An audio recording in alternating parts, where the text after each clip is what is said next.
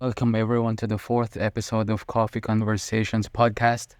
And today I'm with Anne, founder of AHBC Group, a branding and marketing agency based in Miami, Florida. And join us today as we talk about how she started, the difference between branding and marketing, and more. Welcome Yeah. to the fourth episode of the Coffee Yeah. Conversations. Actually, it was her idea, the title, A Coffee Conversations. And what's your go-to coffee order? You said before, you mentioned it's soy latte. Yeah, so So milk that's gonna latte. be Yeah. a soy no. latte with Anne from AHBC. Nice. So thank you. Very glad to have you today. Thank you. I'm glad you're doing this podcast. I love that for you. Thank you.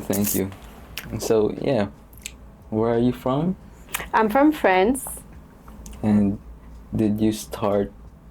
Well, but first, what does AHBC mean? Is that your name? Oh, yes, it's initials. So AH is my first name initials, B is my dad's initial, and C last name initial. Same. Yeah. So that's how you started, or did you do a rebrand, or you started from that? Actually, it's very funny because I was still in communication school, like my first one. So I went to one communication and marketing school, then here for a year, and then I did a second master's in business school. But in that like fourth year of my first school, I was talking with my dad, who was in the advertising space before, so that's how I kind of got into it. And he was always telling me, like, you need to have like a idea bank and like projects, like you never know what happens, and like whenever you have ideas, basically how to manage your creativity. Yeah. So like write them down and like start acting up, and then you save it, and maybe you don't need it for years, but then maybe you do. So I worked on that. I was like, someday I want to have my agency. I did the logo and everything. And then when it was time to start, I wanted to start, I just kept it. I kind of looked around and like tried different things. I think I changed the font. The original, like the font of the logo was Arial or something like that. Basic. And but I still have a very classic one. So I kept it like that. So it's very funny because it was made probably 5 years before I actually launched. Yeah, and I love how it says group, like AHBC Group.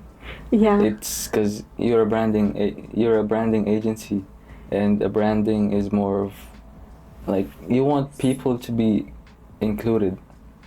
Yes. Like for example, like nowadays I see people like us. I have the collective, South Beach Collective, and there's a jewelry shop from Cass Demico.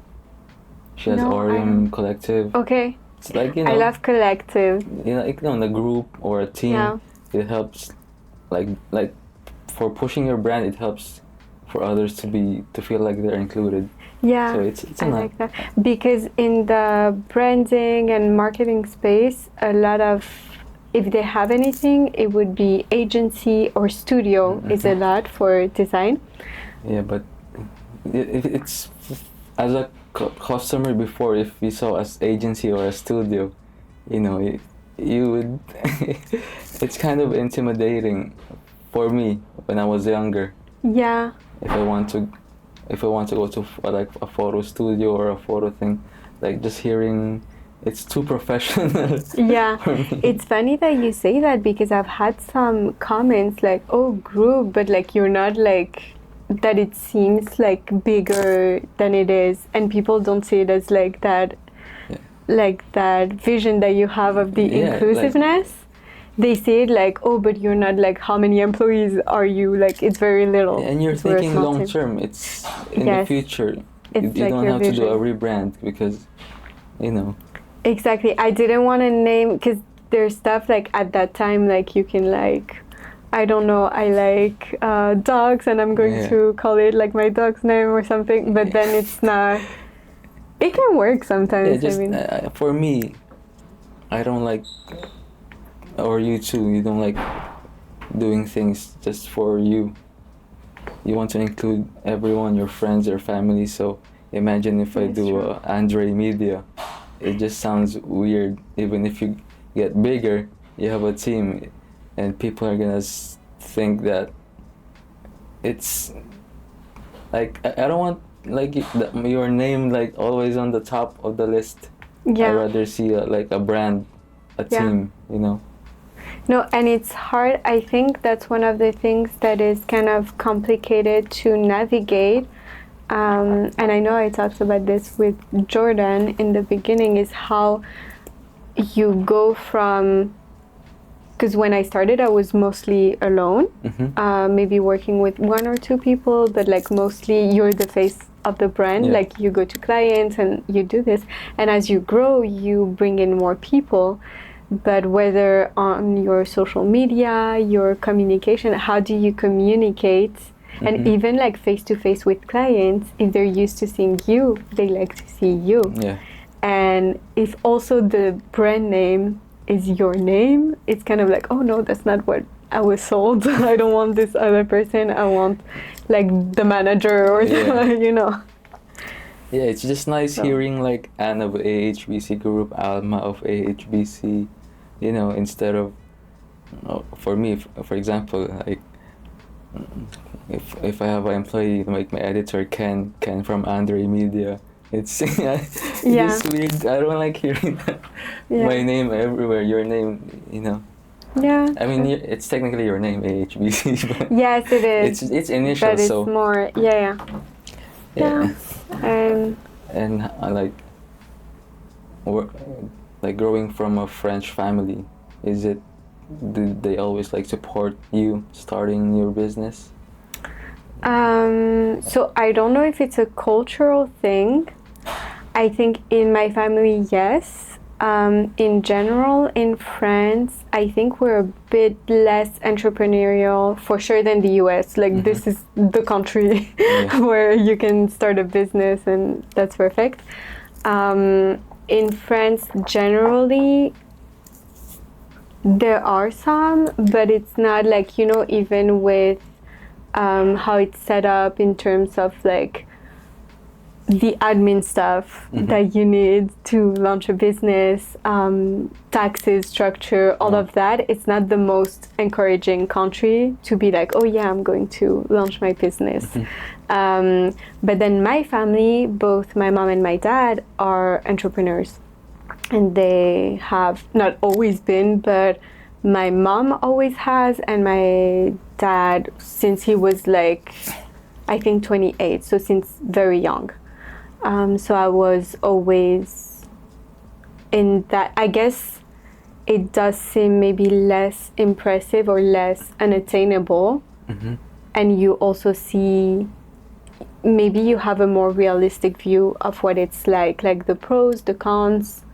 And I think my family, they always explain to me like, oh, these are the great things about being self-employed, basically. But is it like,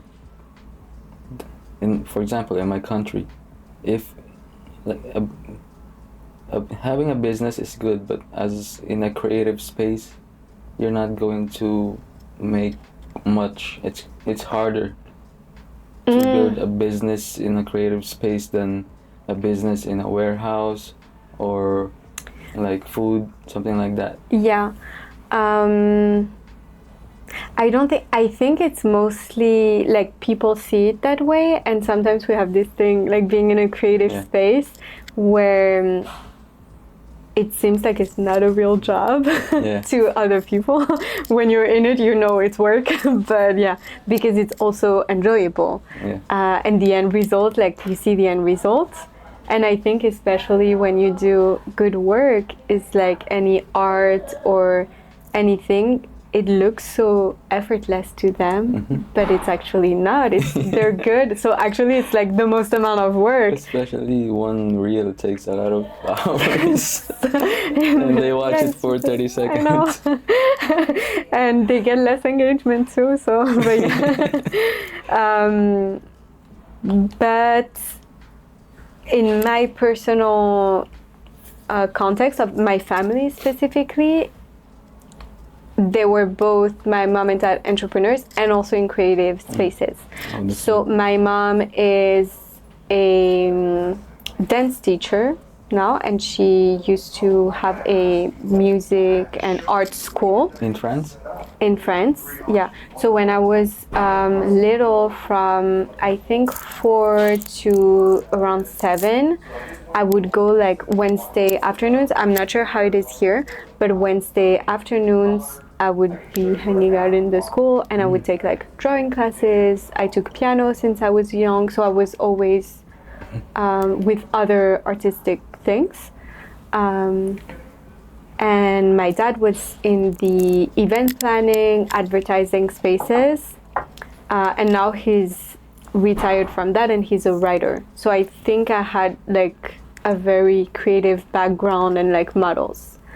But they were also, especially my father, was also very realistic with me in telling me, like, for instance, like that I do it because I love, but I didn't make money from that. He was always explaining to me, so like you can do that, and like that's kind of your purpose, and that's what you basically want to do with most of your days. So here maybe you make some cash and this and that, but then is how you manage the money, that like it's not that way that basically I invested, or like how you manage it. Okay. Because not necessarily are you going to make tons of money from every creative endeavors, but then it's, oh, what do you do with that, and like the side stuff. And basically he kind of was explaining to me that being self-employed, it gives you the flexibility to also then have time to look into investing and real estate and all of that. And that's how basically you can, well, what he did, at least he explained to me. Yeah. So yeah, that's interesting too. It's very realistic, because like you can think like, oh, I'm going to be big, and or I can never make money with that. It's not true either. No, that's perfect, and so that's really nice to hear, because not a lot of people have parents like that really supports their son or daughter that is to do their own thing. Yeah. You know. Yeah, for sure. Was it like harder for you, you feel, from your culture? No, I'm really fortunate too that my parents support me in whatever I have to do. It's like they just let me do my thing and learn from my own mistakes instead of like controlling me. But so I'm very lucky to have that in an Asian culture, and it's like you too.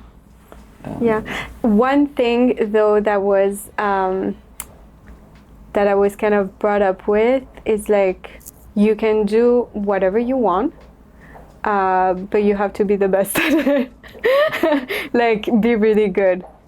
Like, and you commit. Like, for instance, if we were to, with my brothers and sisters too, if we were to choose an activity, like extracurricular activity for the year, like sports or something like that, we had to commit for the whole year, and there was no like, no, I don't want to go this day, I'm tired. There's no transferring, like... No, it was like, then, because it's like out of school, it's not directly linked in school, and like you committed, like you do it at least until the end of the year. It was kind of like, we kind of had rules. Did you have any extracurricular activities, like creative or at sports? Creative, I had piano when I was younger, like classes, and then I continued on my own. And then we also had online videos, so that was great. And dance. Dance. Yeah. And then I would do in my own things, like if I think of it in my free time, I was like drawing, writing, like I always liked that. So that's good to hear. And how did you like build your clientele into starting your own business from, France to Miami? Because that's impressive if you think about it. It's that's some things like people want to do or try to achieve from another country to United States, and then having your own. But for you to be able to do that, you need to have. Did you like go here and then you have a client, or were you in France and then you have a client here and then you just move here? So basically what happened is I came here. I was on a J1 visa, which is basically a 1-year work visa, which you can have when you're younger. And then I wanted to stay because I loved it here in Miami. Tried to have like other visas, but it didn't work out because the conditions they wanted to hire me with weren't working for me. So I went back to France, but I always had in mind that I wanted to come back because I loved it here and I could see myself. And I wanted to come back like not when I was older, like I wanted to build my life here. That was what I hoped for.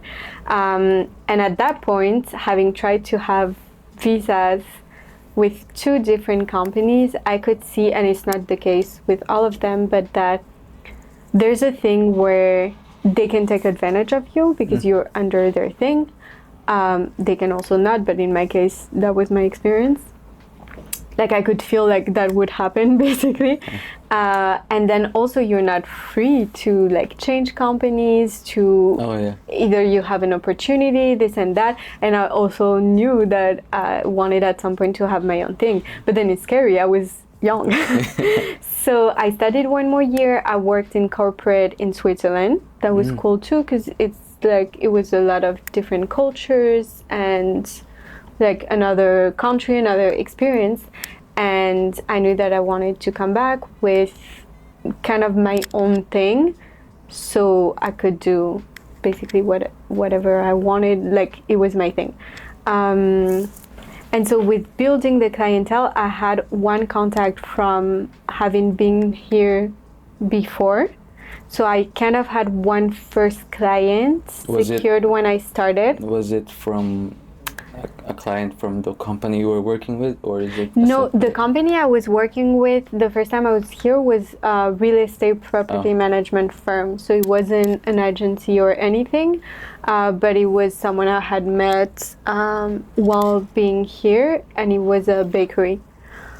And so they had been asking me, and then I reactivated kind of the contact, and that was my first client. So it was cool to have that one first, like I knew I had that, so that's kind of reassuring. Other than that, it's funny because I was asked about that yesterday, like what made you want like at such a young age, but I think it kind of happened not like I didn't want to, but like maybe sooner than I would have. And I feel like a lot of things in my life at some point I can be like very overthinking things. So I feel like sometimes there's things like it just pushes you like now is the time, like you kind of don't have a choice. So basically then when I was here and I did a visa process, investor's visa with the company, then the thing is like you have no plan B. And like as someone, if you like to plan and like you're kind of like that, you want like to be ready. You like to have a plan B. But for this one, I knew that's it, like the company has to work because even you being in the country depends on that. So you have to succeed. And I think it's good because then your focus is just on one thing and you know like this is it, I'm going for it, and there's no way back, and you give it your all basically. And then to come to your question, like how did I build like from there? I think I'm not the best at sales in the sense that I always viewed it. I think now my perspective on sales is kind of shifting because I feel like I have this very cliche image of a salesperson, not like the door-to-door salesman, but I feel like a lot of good salespeople that you see, they have a more masculine energy for sure. For me, I always feel like it can be kind of pushy, but I think then you kind of need to adapt. Basically, if I'm doing it more intuitively, and especially being in a service industry, that never felt right to me. Like what I would hear in sales. If I were to like get trainings of like sales and you need to push and this and that, that's not us. And also it doesn't work then with the client, because also this is the foundation of your client relationship. And they need, for us to even have a successful project, they need to be ready, and they also are spending time on their brand. And if they're not and you're kind of pushing them, it's not going to work. And since I have a long-term vision, I don't care about like having, well, it would be nice at that time, but like 1 month, like a few more $100 is like, or $1,000 is not, and then you're hurting your brand's reputation. And being in branding, I always care more about the brand than the sales. So you have to kind of find the balance. But my strategy was mainly to always focus on the product. So for us, it's our service and like making our clients happy and like improving the work we do. And then mostly I grew through referrals. And it's not like we're growing at a, I've been doing this for 5 years. So we're not a huge company. We're like a team of 5 people maybe. So it's not like, oh, exponential growth and like crazy amounts of clients. I sometimes get asked like, oh, how many clients do you have? And sometimes it's more like, oh, it's still the same client. Actually, I have a client who came back for another thing, or it's bigger projects. That's more impressive than having different clients every month, every year, and then it's... I like it better.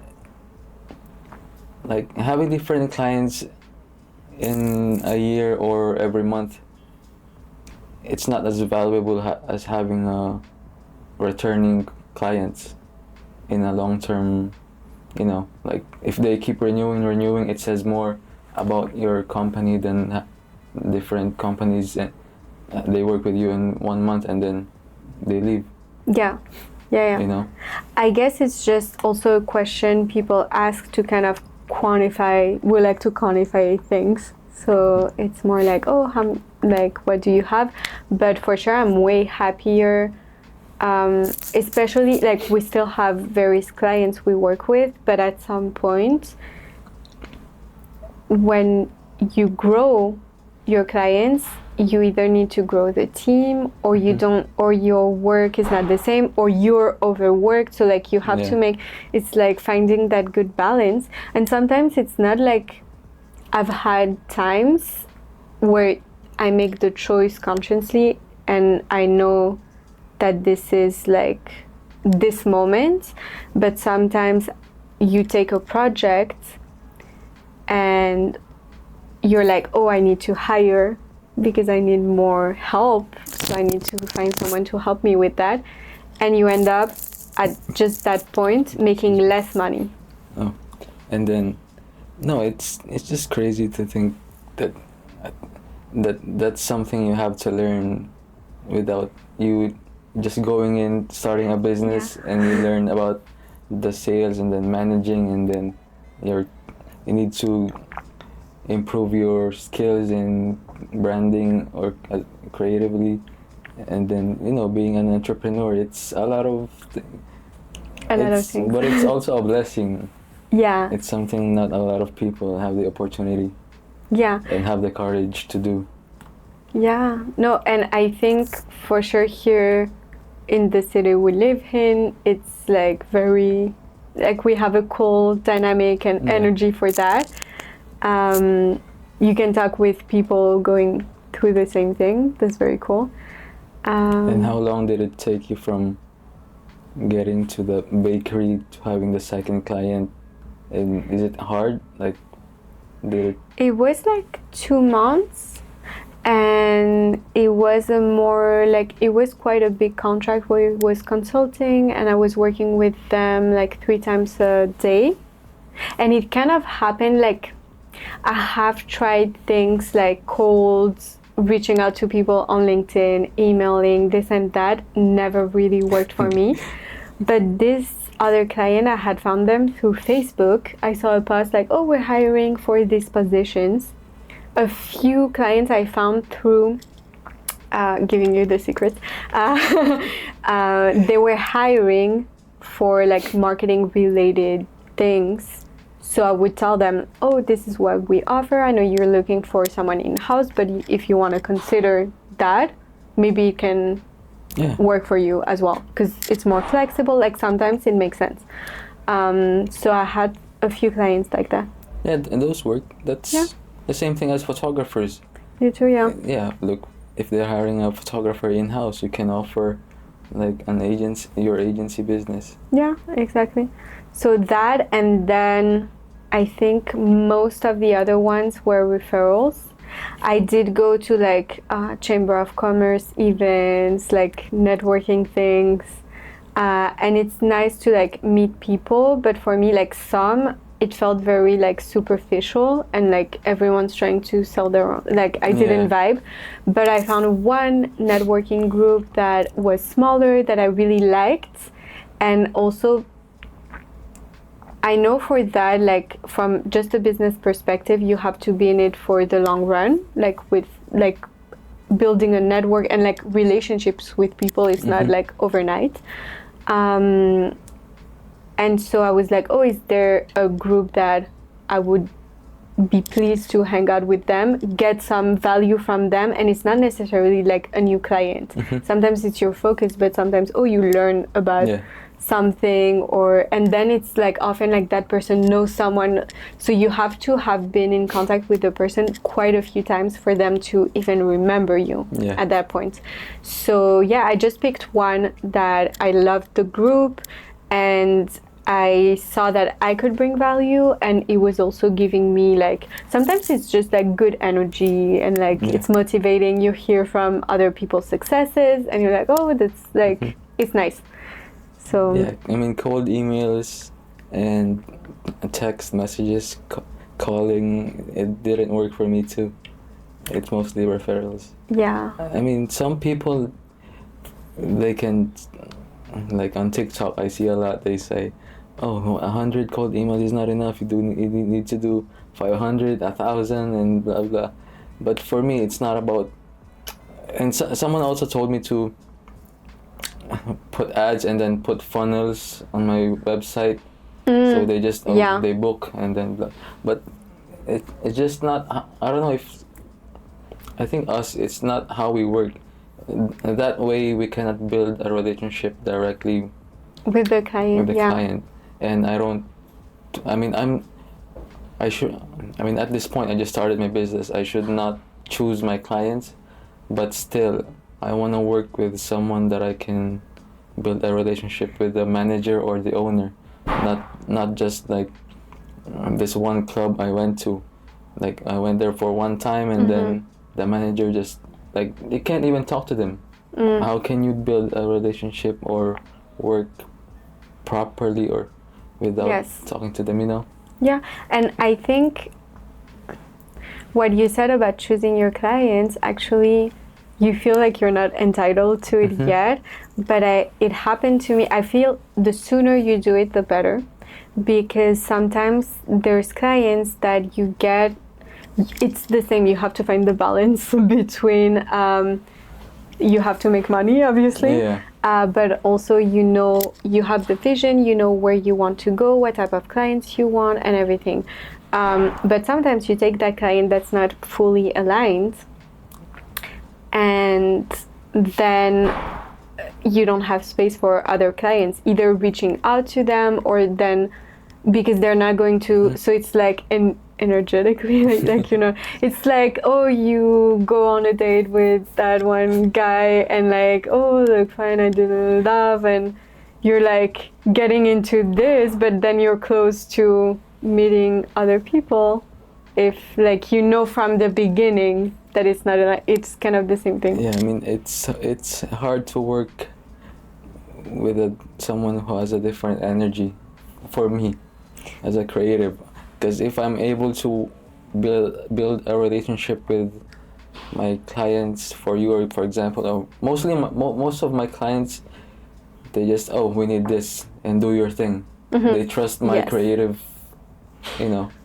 creative vision.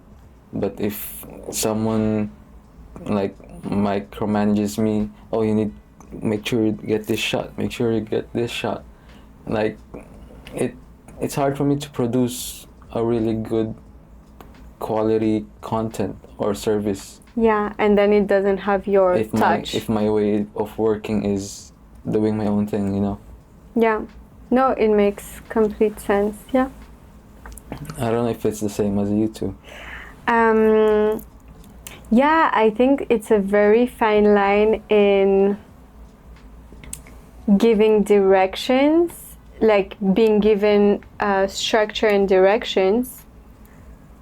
Because for us, let's say, like we take the example of building a brand, like doing the brand design, because I think everyone can kind of picture like the logo, color palette, type suite, like, and vision for the brand identity. If we are with someone that is like, oh, I need to use this and this colors, when they tell me which colors they want, it's kind of a red flag. But sometimes, like, you can tell them, and now I tell them. Before I was like, oh yeah, like I wasn't as assertive, but now, because I know what works, and so it's for their best interest, and now I kindly tell them like, oh no, you won't choose your colors, I will do that. Like, you can tell me what you like and I can see, but since we base our final result on strategy, it's not just like making things pretty, and it's not things that you like. Sometimes it can be things that you personally like, super like and resonate with if you're your target market.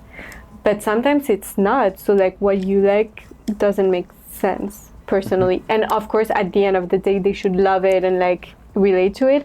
But if they have a very clear thing, they just need, we're not the right fit. And there are designers that have great technical skills, but we want, and they need to be told exactly what to do. But why our clients come to us mostly is because they want our strategic input. That's what makes it interesting. But then also, if they have no business and company vision, we cannot work. Because to build the strategy, we need them to tell us these are our business objectives, these are, and how can branding or marketing help us go to that.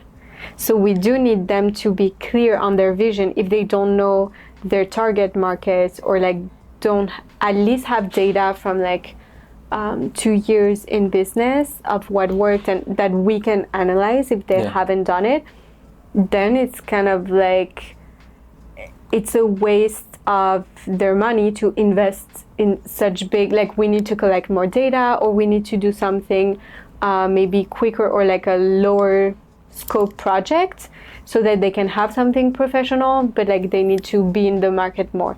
Because I'm sure you realize, like maybe you had a vision, like my clients are going to be like that, I'm going to sell like this package the most, and it wasn't that. And sometimes it's like, for me, it was like, it's not what you think is going to sell the most, or like the types of clients that at the end of the day you end up having. So you cannot adapt. Yeah, and then that's the thing. It's for you to be able to help them, they need to have something. You cannot help them and then they can't. It's hard for them to come to you and then let you do your thing, and when if it didn't work, it's gonna affect your company. Yeah, for sure. And also, I think a lot of times, well, it happens that clients don't realize the involvement it takes from their personal time. Then it's at different levels, depending on, do they have employees in the marketing team and we're working on marketing stuff, or is it like for a branding project? They think like, oh, you do it because I hate doing that and I don't want to take care of it. But we still need, like, they have all the answers. Basically, we're taking everything from them and then bringing it to life, but we need their involvement. And sometimes when they have no vision, what happens is like they're looking for a first draft and then they're like, oh no, I know I don't like that, do it again. But that's not how, like, then we're going to hate you as a client. We don't want that. It's not like, I'll know when I see it. It's not like they need to have the final vision, but if you have a good brief, but that's also on our part, we need to structure them, and that's why we have such a long intake questionnaire where they tell us all about their brand. And sometimes new clients, or you can see people are annoyed just responding to that, and some are like, oh yeah, I know, or I'm going to think about that. And we do this on purpose, so that because they're not trained or used to giving briefs to creative agencies, so we build the structure so that we know we have all the info we need. Yeah, it's a lot of revisions. Yeah, but I feel like the more we build the process, like from experience, the smoother it goes. And then I feel like now when I struggle on design stuff and things like that, like more creative stuff, it's mostly because I'm in my own head, or like I'm at I don't know if you've ever had that, but creatively you feel like you've reached like the level you wanted, you've been in your comfort zone quite a little, but sometimes like every few months you're like, I need to step it up. Like you want to grow. And that first project where you're like, oh, I wanted to do something, you're out of your comfort zone. So then it takes longer, but from your own thing, not from the client. That's very different. Yeah, I mean, I would rather have, like for us, like when we were working or with my other clients, it's better for me to have a revisions after than at first, this is what you need to do. Like,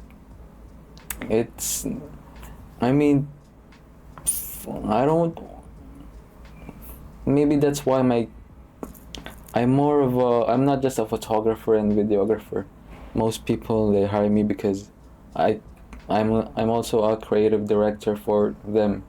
Yeah. Like, I think of the idea to show, like, for a reel, for a video, for photos, this is what's good, this can work. Instead of telling, oh, this, can you record this? Yeah. Like, but no, most of them, like, I want an ad for this specific type of product. Can you think of a way of bringing it to life? Yeah. A type of video. Does it need to be like a storytelling, or more of just a showcase, or those type? And they trust me with those, and I can choose. It's kind of hard, but that's what I like. I like directing too. Yeah. And it's better for me if I can. It allows me to put my own like skills from the start. It's good. Yeah, for sure. And then the project feels like yours, and like what you want to convey with that. Yeah, it makes a lot of sense. So I also have a question. What's the difference between branding and marketing? Ooh, yeah.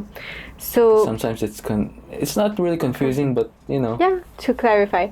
So I think branding, which is what I've come to, I think we're more branding, but like the term marketing is more widely used.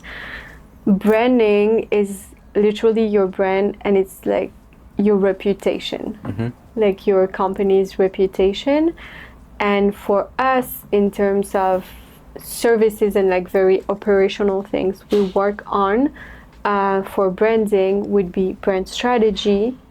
So that's the whole like your strategy for the brand. So this includes your brand's values, your brand personality, your tone of voice, like all of that.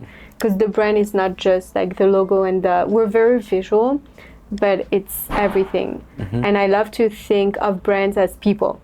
If you make that metaphor, it helps you, like it's not just how you dress and how you look, like it's everything. So we do the same for brands, so that's the strategy part. Then we have the brand design. And then I think we we like put branding in all of our marketing things. It's like thinking for me longer term than just marketing. So marketing can be like your campaigns, your Google ads, your Facebook ads, your emailing campaigns. But if you, even with that, if you have branding vision, even on your social media, you're going to make sure that your feed is cohesive, that you use the same font. And it doesn't mean you have to have gone to an agency but it's just like on TikTok, you're always using the same fonts that they offer you with the same kind of colors. So you have the intention to like have that so that people also remember you. And marketing in our vision is like more of the day-to-day operational things that is basically closer to sales. So it's like a support to help the sales of the company. It's maybe more data-driven than just the branding part. But yeah, basically the branding is your long-term vision, and we often associate it with the more visual parts. Can those does those two have to work together all the time? Yes. Or can branding work without marketing, or can marketing work without branding? For me, I think that branding is the foundation for also good marketing. Basically, there is, if you look at it, even like just economically, like brands have value.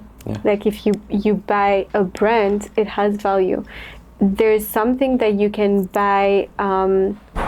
First of all, you're not going to spend the same amount of money on something that doesn't have brand value, or even if the company gets sold, like there's a number put on that because they built a brand. Marketing can work technically. You can just be, but then it's mostly sales using like disguised as marketing. So I see a lot of companies that are, you see it probably too, like on Instagram, or even like some websites that it looks salesy, and it's just like they have no cohesiveness, and sometimes it can be their brand, but usually if there's no like vision, or like at some point they will have to do something about that to grow more. And it's not just about how it looks, which is the biggest misconception. Like, oh, it looks cute. It's very strategic behind it. Like, why do we make things look that way? Like, for instance, the WeWork. Like, we have WeWork merch right now, drinking in the WeWork coffee cup. Sponsored by WeWork. No, I'm just kidding. Sponsored. They're building a brand compared to you have other workspaces. You can rent an office. They don't have a brand like your office space. Probably even your office space, you're going to pay more money than just the WeWork thing. You know, it's like there's a lot more thought behind it, and also it takes time to build that. But yeah, so I think at least with AHBC Group, we always think of that branding aspect in all of our marketing and communications things for us and our clients. No, it cleared things up for me too, because that's confusing. Yes, I'm never sure how to, you know, like when you know too much about something, you're like, how do I summarize this? So yeah. And has were the strategies before you used before still works today? For our own brands or for like, clients? As in general, that things like in branding, does it change over time, like the strategies on how you do things? Because in videography, there's different trends. Yeah. So yeah, that's a super interesting question. With branding, No. So the way I personally do things and my internal processes evolve to adapt to your Yeah, clients yeah. and all of it, and to always optimize and make things better. Branding itself, and that's what is so interesting when I started like geeking out about it. I just learned more.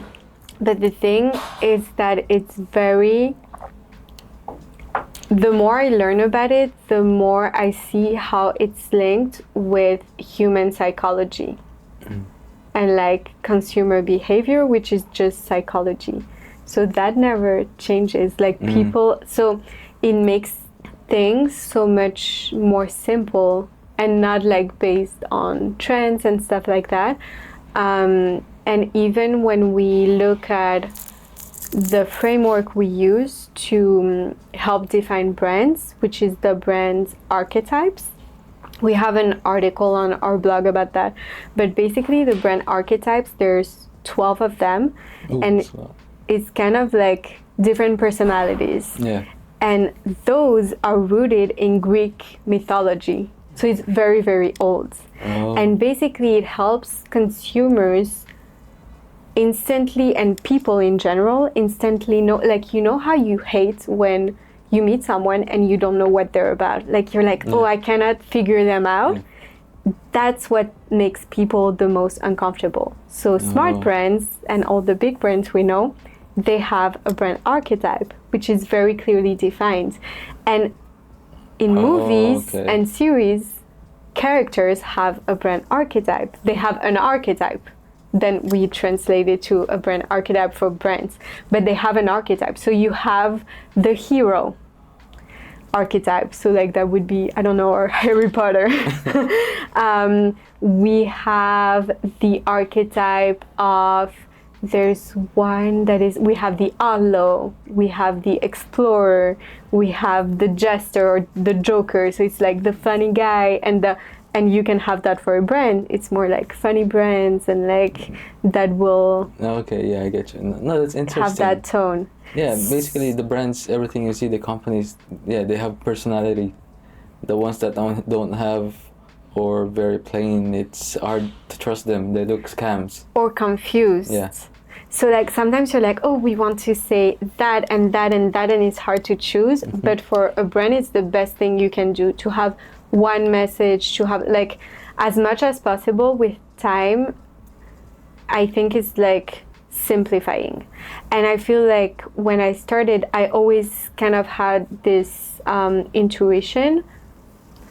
But even with visuals and things, like you would have resistance from clients. Like for instance, if you do like the WeWork logo, it's so simple. But if you have a client who doesn't understand branding, they're going to be like, there's memes on Instagram about that, like, no, I asked for a logo, not a font. And they're thinking of a drawing. Like they want, like, you know, they want the most. And basically sometimes they just want to see that you worked on it. And they're like, because they're thinking like, If it's too plain, you didn't do anything. and they're thinking in a mindset like, I'm paying for time. Like, how much time do you spend? Why do you care? Like, I don't care if you spend like 3 minutes on a reel and you're charging me this, like, you're just amazing. You got better, but you invested time to get better. Maybe you bought a tool, maybe, I don't care. I get the result I want and it's a good result. But a logo, like logos are the most complicated thing in terms of client psychology to work with, because we put so much value in it. But it's not that important. I shouldn't say that because that's what I saw. That's my business. But your logo is not your brand. In the end, it's like, and have you seen those stats where it's like you can recognize brands just with the font and the color, but the name is changed? That's good branding, and it's from like the repetition, from like always using the same colors. They have a very recognizable font. Even sometimes the sound, you know, like, oh, that's an Apple computer. I mean, like, that's what I'm trying to do. I mean, South Beach Collective, you know, white and green. That's why I always wear, you know, the same color palette. Even on you. So even people like you too, if you see the letters A, you see the letters H, it's gonna remind people, you know. Yeah. Like even looking at that C, sometimes it can remind you of AHBC. Yeah. You know, the more you like put it out there, people, it's gonna stick out to people. Exactly. That's good. Yeah, and it takes about 8 years to build a brand, so it's not like from one day to the next, and you need to be consistent and like in it for that long period of time. And a lot of people, not everyone, like I don't know how much, but like we also have to deal with short term things, like, and you need to, like, your rent or your mortgage is due every month, so you have to, but like you kind of have to manage both. No, it's hard, but it's not the longer like things take time, it's more worth it. Yeah. If it's easy to accomplish, it's probably not worth it in the long run. Yeah. Yeah, for So, sure. yeah, a lot of good key points that we learned today, and so I mean, I always ask my guests this: in your industry, as a business owner or a creative, branding agency owner, what's your advice to people that want to start the same thing? That want to start in the industry? Because I see people like, I see a couple on Instagram like branding, like small businesses that wants to make it out there too. I think in branding specifically, because a lot of people who want to go in branding come from a design background, which was not my case. So in that case, I think like learning about like strategy behind the brand, and learning about more of the strategic aspects, and not necessarily doing things that you personally like.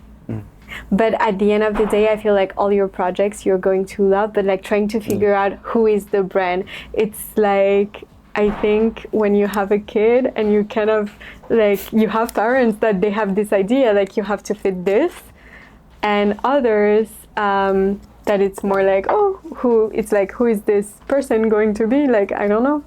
And like you're trying to bring them like that, but it's kind of the same, like just go into it with a curious mind, and then just do good work and like work on your craft and always getting better, and things, you hire people because they're good, and like put your things out there. And in terms of sales, like don't, as much as possible, try not to worry so much about like growing, and like do things that make sense for you. And of course you need to sell at the end of the day, but sell in a way that is authentic to you and that fits you, and basically try to think of your business in a way that with your long-term vision, does this fit my long-term vision? And is this action like, okay, it's good for today, is it also good for the future? Perfect. Yeah, I mean, before we end, one more question.